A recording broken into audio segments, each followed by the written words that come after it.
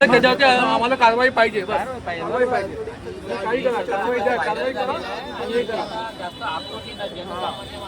आम्ही आता फक्त सिस्टम लावलं आहे. आम्ही कुठला आमचा मोठा घेऊन आलेलो नाही. ट्रेन बी थांबवतील जाऊ दे. त्यामुळे तुम्हाला कुठेतरी हा जो कल्पित असेल सीसीटीव्ही मध्ये जो असेल ना त्याच्यावर गुन्हा दाखल व्हायला पाहिजे. फक्त आम्हाला तिथे बोलणी करायची नाही. या बाईला मारण झालेली आहे.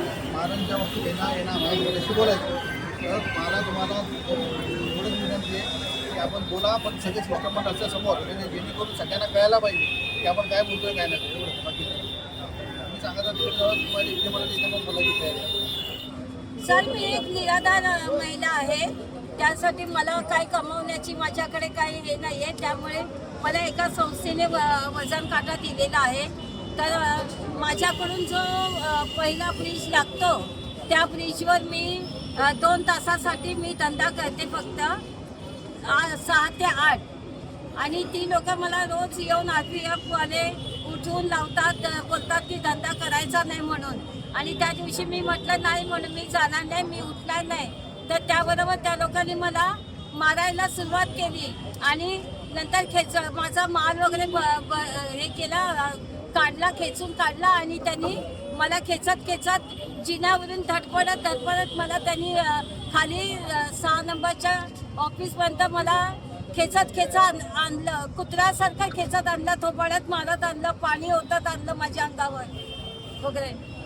असा मला त्यांनी त्रास दिला. आणि माझ्या बॅगेमधलं जे ATMचं वगैरे माझं म्हणजे कार्डचं हे होतं ते सुद्धा गहाळ झालंय. माझं आता आधार कार्ड वगैरे काहीच माझ्याकडे नाहीये. ती लोक मला नेहमी त्रास देतात. मी निराधार आहे, मी काय करणार सांगा तुम्ही. नमस्कार, मी संदीप राणे, शहर अध्यक्ष महाराष्ट्र महासेना मीरा भाईंदर. हे बघा, आमच्याबरोबर सावंत ताई आमच्याबरोबर आहेत. त्याचबरोबर पार्टे साहेब आहेत, जाधव साहेब आहेत, शिंगाडे साहेब आहेत, श्रेयस सावंत आहेत. आम्ही सर्व समाजसेवक आहोत. या ठिकाणी आम्ही जमलेलो आहोत. 2-4 दिवसापूर्वी या ठिकाणी ताईंबरोबर एक घटना घडली. भाईंदर पोलीस रेल्वे स्टेशन या ठिकाणी या ताई बसत होत्या. या ठिकाणी वजन काटा घेऊन बसत होत्या आणि काही कॅलेंडर घेऊन बसत होते. तर त्यांना त्या ठिकाणी या ठिकाणचे जे पोलीस होते, रेल्वे पोलीस, यांनी या ठिकाणी त्यांना मारहाण केली आणि या ठिकाणी उचलण्याचं काम त्यांनी केलेलं आहे.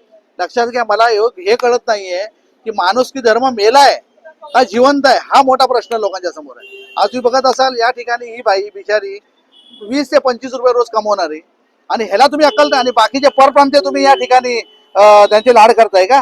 हे खपून घेतलं जाणार नाही, लक्षात घ्या. त्यामुळे आम्ही रेल्वे पोलिसांनी अधिकाऱ्यांना भेटायला आलेलो. या ठिकाणी आम्ही निवेदन दिलंय.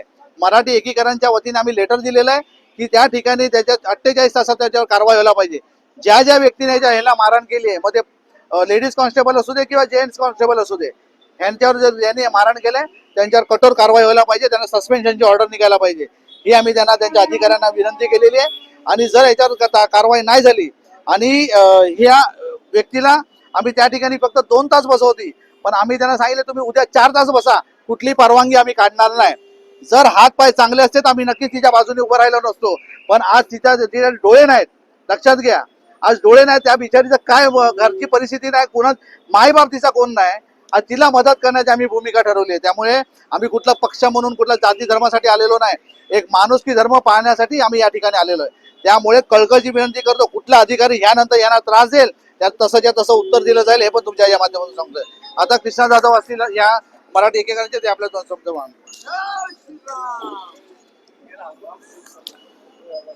खरं तर या महाराष्ट्रामध्ये मराठी माणसाला वाली कोण उरलेला नाही असंच आपल्याला दिसतंय.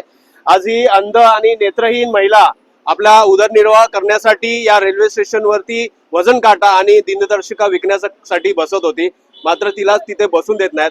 माझ्याकडे या मोबाईलमध्ये प्रत्येक रेल्वे स्टेशनचे ब्रिज आहेत, त्या ब्रिजवरती परप्रांतीय कशा प्रकारे आपले बस्तान मांडून बसलेले आहेत. मग त्यांचा त्रास होत नाही का रेल्वे प्रशासनाला? मग फक्त ह्या अंध महिलेचा त्रास होतोय का? आज तुम्ही जर पाहिलं तर रेल्वे स्टेशनच्या प्रत्येक चर्चगेट पासून ते विरार पर्यंत ते धानू पर्यंत प्रत्येक रेल्वे स्टेशनवरती जे स्टॉल आहेत ते सर्व जैन, मारवाडी, उत्तर भारतीय, यादव बिदव यांच्या नावावरती आहेत. त्याच्या व्यतिरिक्त जे चर्मकार समाजाची लोक बसतात अगदी चर्चगेट पासून विरार पर्यंत ते सर्व उत्तर भारतीय. का मराठी माणसात चर्मकार समाजाचे मराठी माणूस नाही आहेत का? मग त्यांना तिथे जागा का दिली जात नाहीये? हे स्टॉल मराठी माणूस चालवण्याच्या योग्य नाही का? मग मराठी माणसाला स्टॉल का दिले जात नाहीत? असे अनेक प्रश्न या रेल्वे प्रशासनामध्ये आहेत आणि रेल्वे प्रशासन अतिशय मुगरुरीपणा करतं या महाराष्ट्रामध्ये मराठी भाषाच्या विरोधात, मराठी संस्कृतीच्या विरोधात आणि मराठी माणसांच्या विरोधात. पण यापुढे हा मुगरुरीपणा सर्व मराठी माणसं हाणून पाडतील आणि खपवून घेतला जाणार नाही, याची त्यांनी काळजी घ्यावी, याची नोंद घ्यावी. आणि या ताईंना आम्ही आता आश्वासन दिलेलं आहे, ते उद्यापासून त्याच ठिकाणी जे 2 तास बसवतात त्या 2 तासाच्या ऐवजी 4 तास बसणार आणि त्याच ठिकाणी बसून व्यवसाय करतील.